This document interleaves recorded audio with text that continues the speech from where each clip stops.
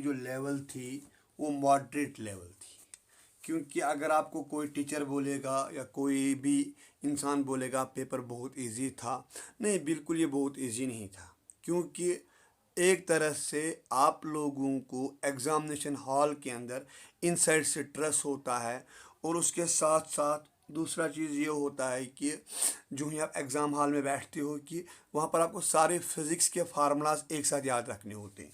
ये टीचर की बात नहीं है कि टीचर को पढ़ाया है, घर में प्रिपेयर करके आए हैं तो आपको पढ़ा रहे हैं, लेकिन ये बात है कि आप लोग सारा एक साथ कर रहे हो, आपको सब कुछ एक साथ करना पड़ रहा है। ये नहीं है कि ये आसान बात नहीं है कि आपको सारे फिजिक्स की फार्मूलाज कंसेप्ट एक साथ याद रखनी है। तो हाँ, एक काम मैं कहूँगा कि 25 से 30 क्वेश्चन इस पेपर के अंदर ऐसे थे, तो अगर किसी भी बच्चे ने आराम से पढ़ा होगा वो आराम से सॉल्व कर लेते। जैसे कि आपके पास क्वेश्चन नंबर पहला क्वेश्चन बोल रहा है, फर्स्ट क्वेश्चन आपको बोला जाता है light of frequency 1.5 times the threshold frequency, ठीक है। इसके बाद आपको बोला जाता है हमने फ्रीक्वेंसी हाफ की, तो जो ही आपने 1.5 को डिवाइड बाई 2 किया है तो वो खुद ब खुद बनेगा लेस देन थ्रेशोल्ड। इसका मतलब है इलेक्ट्रॉन इजेक्ट ही नहीं होगा, आंसर सीधे आएगा 0। इसको कुछ करने की जरूरत नहीं है। इसके बाद बात आ रही है my dear students question number second की। क्वेश्चन नंबर सेकंड के लिए आपको क्या निकालना है, आपको ये बोला जाता है a long solenoid of 50 centimetre length having 100 turns, और इसके साथ 2.5 एम्पियर, है ना। मैं जो पेपर ले रहा हूँ मेरे हाथ में H5 पेपर, H5 सीरीज मेरे पास अवेलेबल है। आपके पास जो है आप उस हिसाब से क्वेश्चन नंबर ढूंढोगे। आप सीधे लिखोगे एक formula B is equal to mu not N into I. N होती है टर्न डेंसिटी। यहाँ पर मेरे बच्चों आपको टर्न डेंसिटी का वैल्यू जो आएगा वो आएगा 100 डिवाइड बाई 50 इंटू 10⁻²। जब सॉल्व करोगे आज निकलेगा 200, सब्स्टिट्यूट करोगे वैल्यू आपको आएगा इसका सेकंड पार्ट आंसर। अच्छा, इसके बाद आपको क्वेश्चन नंबर 3 वो सीधे आपको बेस्ड अपॉन नॉलेज, आपके पास अगर याद होगा आप उस क्वेश्चन को सॉल्व करोगे, अगर आपको वो याद नहीं होगा आप इसको नहीं सॉल्व करोगे। ये क्या दिखाता है, ये आता है क्वेश्चन आपको लिमिटेशंस ऑफ बोर्स मॉडल से। आगे बढ़ेंगे डियर स्टूडेंट्स। अब बात आ रही है क्वेश्चन नंबर 4, ए शॉर्ट इलेक्ट्रिक डायपोल जिसका डायपोल मोमेंटम आपको दिया हुआ है। आप सीधे करोगे यहाँ पर V is equal to P cos of theta whole divide by 4πε0 r। P आपको दिया गया है, इसका वैल्यू है cos थीटा, आपको थीटा का वैल्यू 60 है, 4πε0 का वैल्यू आपके पास दिया गया है, डिस्टेंस दी गई है, एट द एंड आपको मेरे बच्चों आंसर मिलेगा इसका 200 वोल्ट। आगे बढ़ेंगे क्वेश्चन नंबर 5 जो आपके पास आ रहा है। क्वेश्चन नंबर 5 आपके पास बोला जाता है capacitance of a parallel plate capacitor with air as a medium is 6 microfarad. यानी आपके पास दिया गया है C0 that is equal to 6 microfarad, ठीक है कि नहीं। With the introduction of a dielectric medium, हमने जब डाइलेक्ट्रिक मीडियम डाला तो इसकी कैपेसिटेंस बन गई 30 माइक्रोफैरड। यानी इसका मतलब C dash is equal to K times C0। K का जो वैल्यू आएगा मेरे बच्चों वो 5 आएगा। इसके बाद हम जानते हैं K is equal to epsilon divided by ε0। इसके बाद आप इसको सॉल्व करोगे आपको आराम से निकलेगा epsilon is equal to K times ε0, इसको आएगा आंसर 4। सिंपल सब्स्टिट्यूशन वाले क्वेश्चन है। इसके बाद अब आ रहे हैं हम क्वेश्चन नंबर 6 पे। क्वेश्चन नंबर 6 में आपको बोला जाता है कि अगर हमारे पास light with an average flux of 20 watt per centimetre follows normally, इसके लिए सीधे आप करोगे U is equal to AI into T.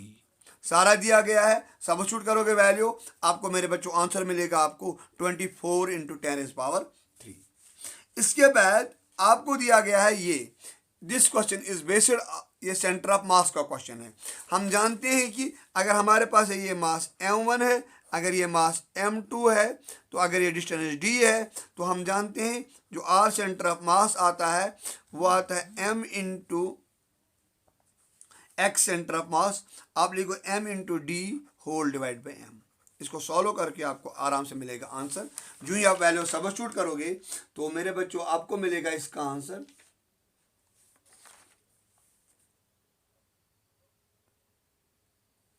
हाँ। इसका आंसर ऑलरेडी आपको आता है 67।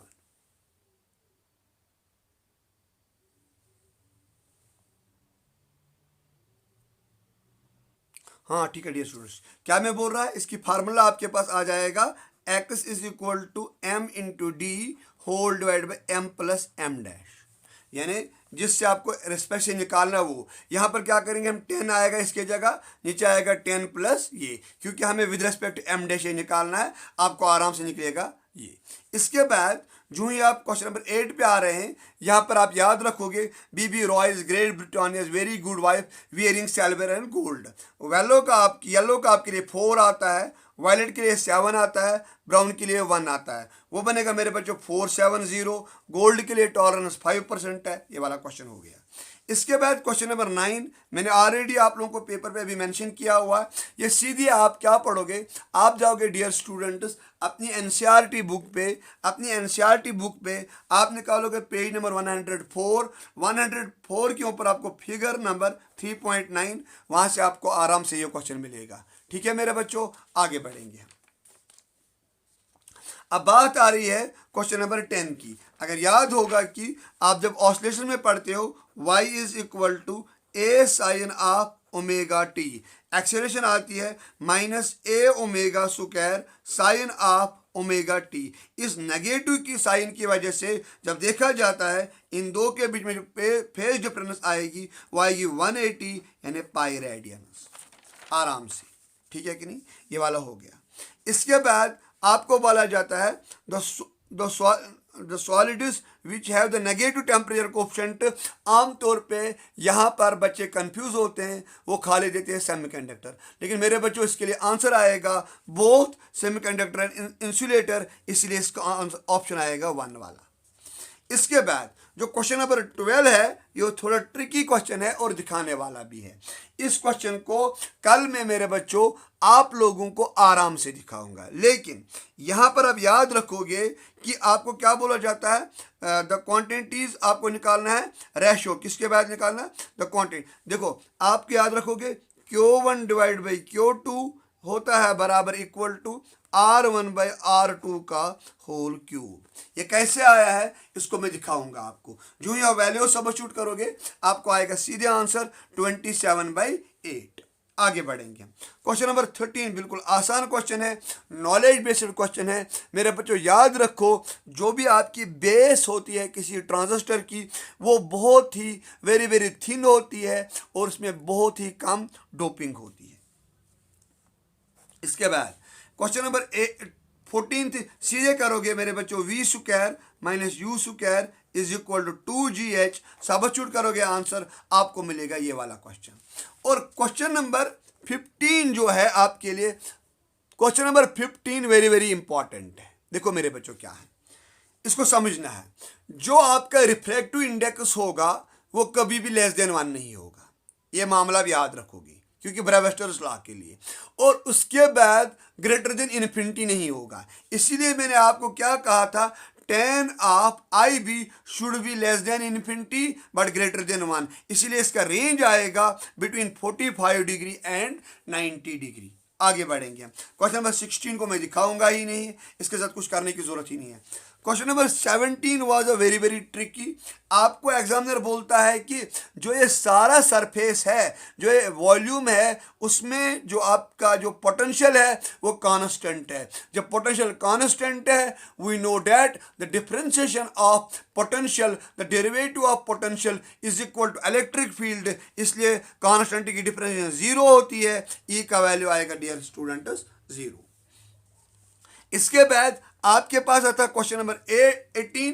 क्वेश्चन नंबर 18 आपको बोला जाता है it is based upon the variation of G with height, है कि नहीं, variation of G with height. आपको बोला जाता है जब हम ऊपर जाते हैं वहां पर जी को वेरी होता है, आप सीधे लिखोगे मेरे बच्चों यहां पर mg dash is equal to mg whole divided by, इसके बाद करोगे 1 plus R divided by H। लेकिन मेरे बच्चों आप H का जो वैल्यू डालेंगे हम H divided by R, H divided by R का होल स्क्वायर।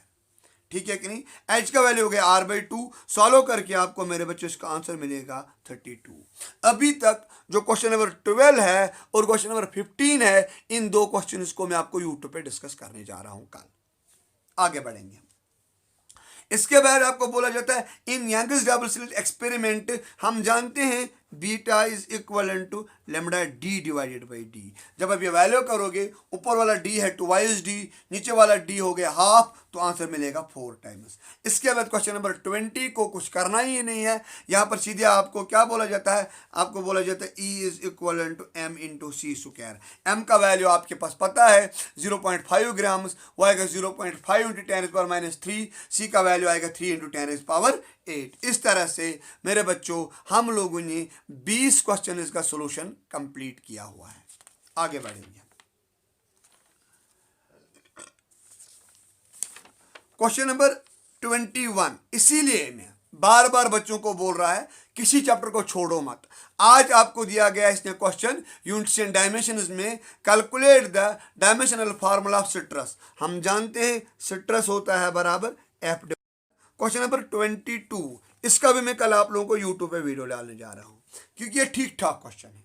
देखो मेरे बच्चों, हम जानते हैं यहां पर stress is directly proportional to strain, या हम लिखेंगे F divide by A is equal to Y into delta L by L. इसके बाद आपको एफ लोगे एम जी के बराबर, लेकिन डेल्टा एल का जो वैल्यू आएगा वो आएगा L1 माइनस एल, वो यहाँ पर वैल्यू डालोगे तो मेरे बच्चों इसको आएगा ऑप्शन 1। लेकिन अभी तक 3 क्वेश्चन ऐसे हैं जिनका मैं मेरे बच्चों आपको मैं कल क्या डालने जा रहा हूँ, शाबाश। क्वेश्चन नंबर 23 बिल्कुल ट्रिकी। जब आपके पावर फैक्टर को इंडक्टर रिमूव करने से या डालने से कोई फर्क नहीं पड़ेगा, वो एक दूसरे को न्यूट्रलाइज करेगा, तो उस वाले में आपको एंगल 0 आएगा, सीधे इसका आंसर 4 आएगा मेरे बच्चों। ठीक है कि नहीं। आगे बढ़ेंगे। ठीक है, मैं थक गया थोड़ा सा, एक सेकंड थोड़ी सी ब्रेक।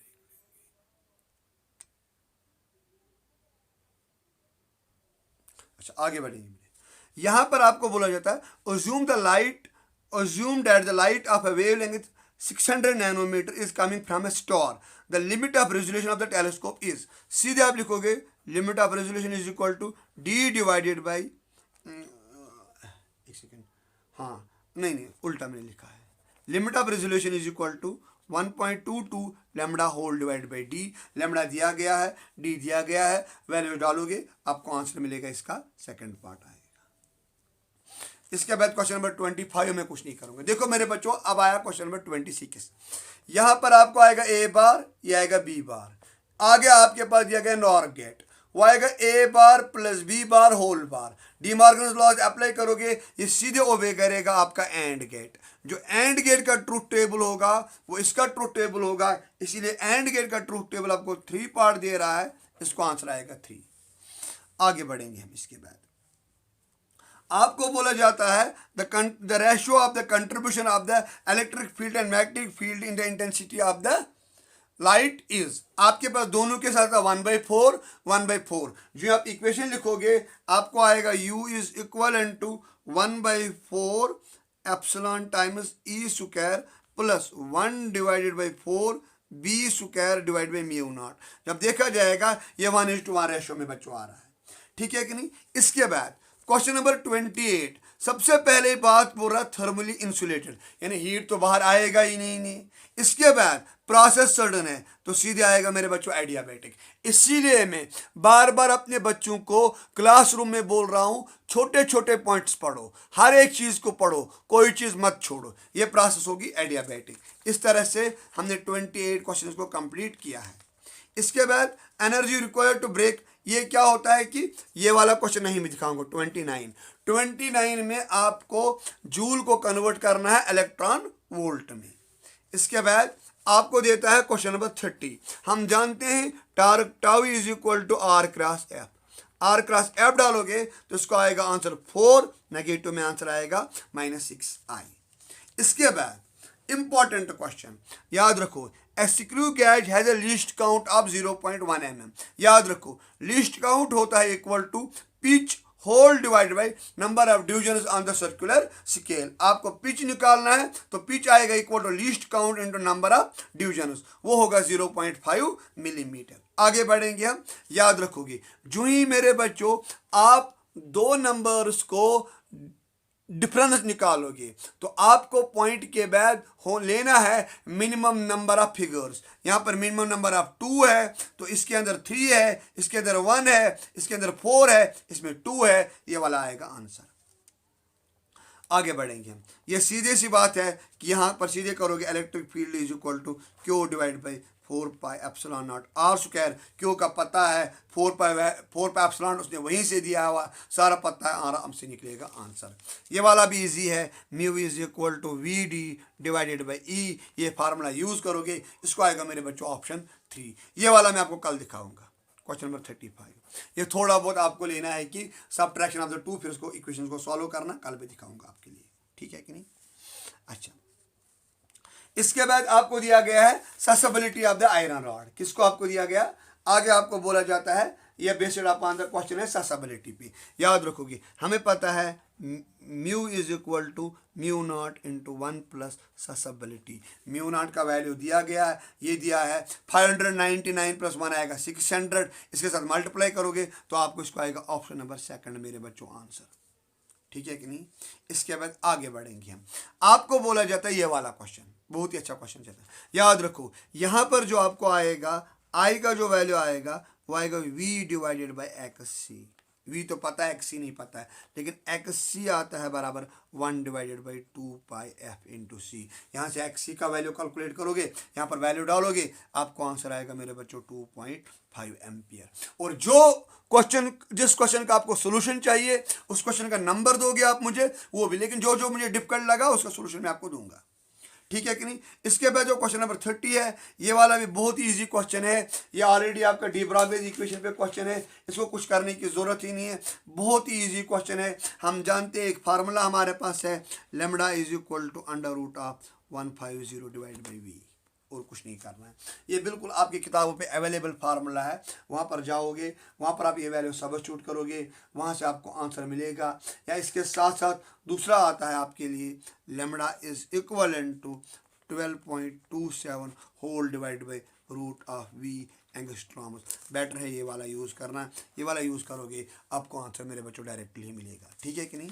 आगे बढ़ेंगे, अब आया क्वेश्चन नंबर 39। ये कुछ है ही नहीं है, ये दुनिया का छोटा बच्चा, हर एक को बच्चा पता है कि with the increase with the reverse biasing the depletion layer की विड्थ इंक्रीज होती है। इस वाले क्वेश्चन को कुछ करने की जरूरत नहीं है। और ये वाला क्वेश्चन नंबर 40 भी आपके पास कुछ नहीं करना है, आपको इसमें आपको करना है काउंटिंग करनी है आपके पास। देखो आपने इसमें एक न्यूट्रॉन डाला है, यह आएगा 253 प्लस 1 हो गया 236, 236 माइनस करोगे 89, वहाँ पर आपको निकलेगा 144, वो बेरिलियम के साथ है, आंसर आएगा सीधे।